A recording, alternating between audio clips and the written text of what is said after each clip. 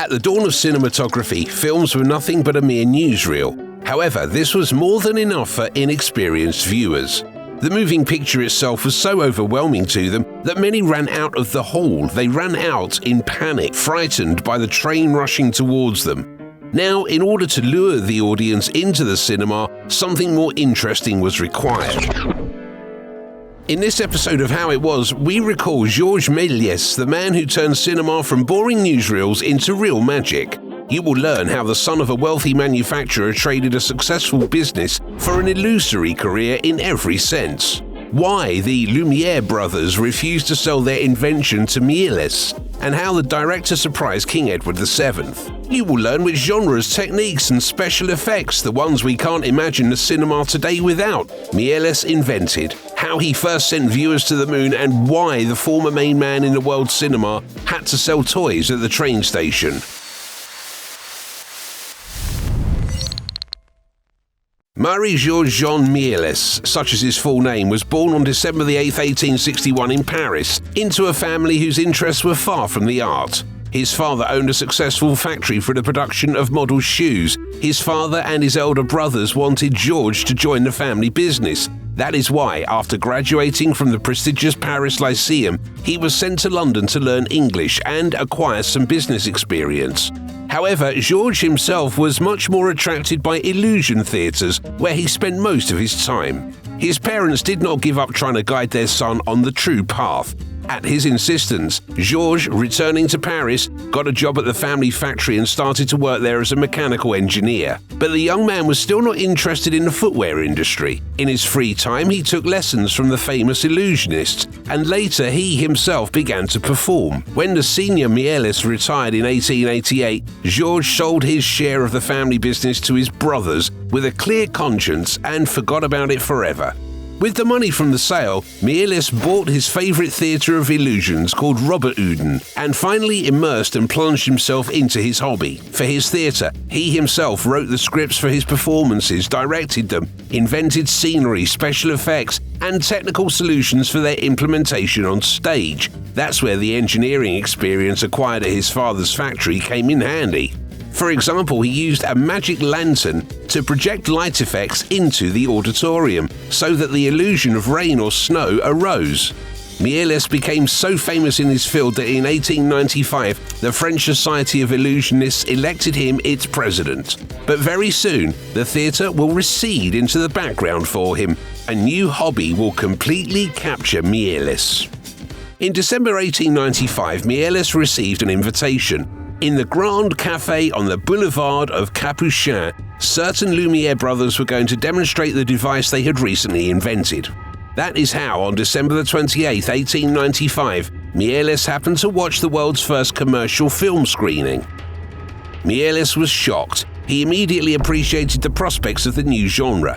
It would seem that you do not need to be a seer for this. For us living in 2021, the prospects for the cinema are quite obvious. But in 1895, everything was different. To most, and even the Lumiere brothers themselves, it seemed that cinema was just a fun new attraction and amusement, with the help of which one could earn quickly. Actually, that income could be received until the audience switched to another novelty.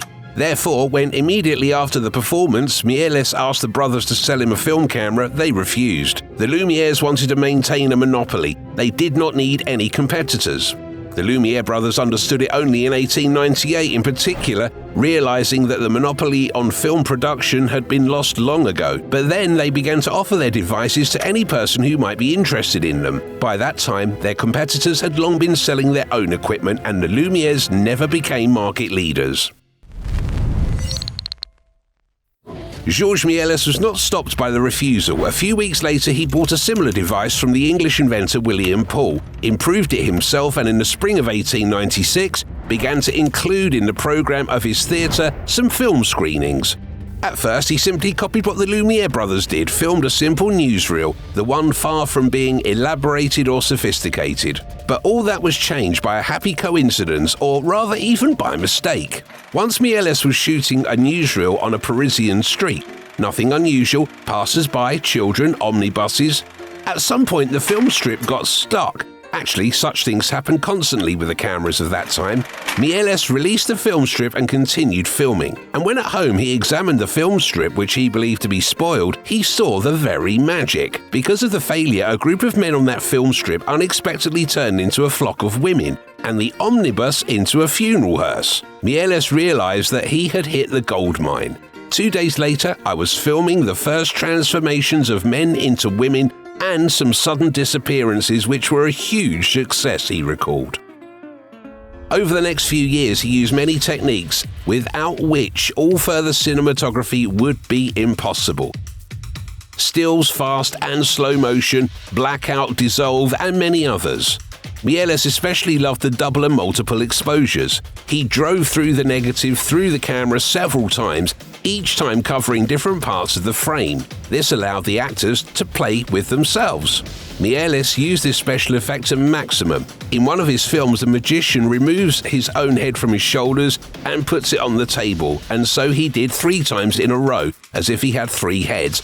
In another film, The One-Man Band, in 1900, Méliès plays his own entire orchestra of 6 musicians and the conductor. Méliès himself was the one-man band. In his time, it was not customary to indicate the captions of all participants in the filming process, as we do it now, but if that had been the case, the name of Méliès would have to be indicated 30 times. He was both a director and a screenwriter. And by the way, he was the first to make fully fledged, written-on-paper screenplays. He was a producer, a costume designer, a choreographer, a mechanic, a creator of special effects, and quite often, an actor.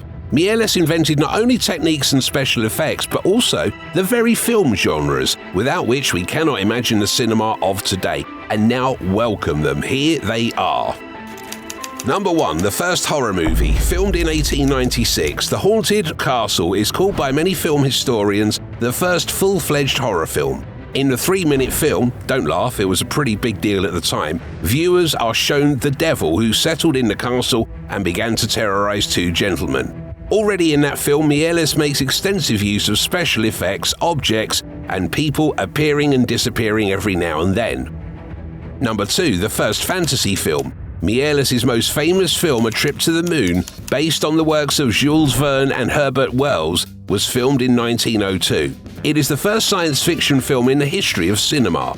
A Trip to the Moon lasts as much as 14 minutes, and during that time, Méliès managed to use all the known movie tricks and techniques. For the film shooting, Méliès' team built many sets with all sorts of mechanical devices. For example, the most famous scene of the film is that showing the space capsule approaching the moon and having a human face and gets caught right in the eye. That scene was shot as follows. Méliès, instead of moving the camera to the actor playing the moon, fixed it in place, but the actor, sitting in a chair, placed on a ramp with rails, was moving towards the camera. It allowed better control of the approaching. Number 3, the first reconstructions of historical events.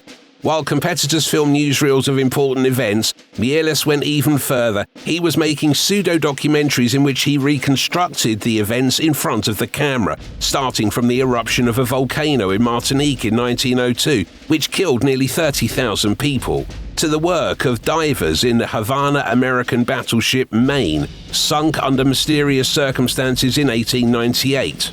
Moreover, his pseudo-chronicles were sometimes ahead of the real events. For example, he shot a film about the coronation of the British King Edward VII in advance and presented it to the public on the day of the coronation.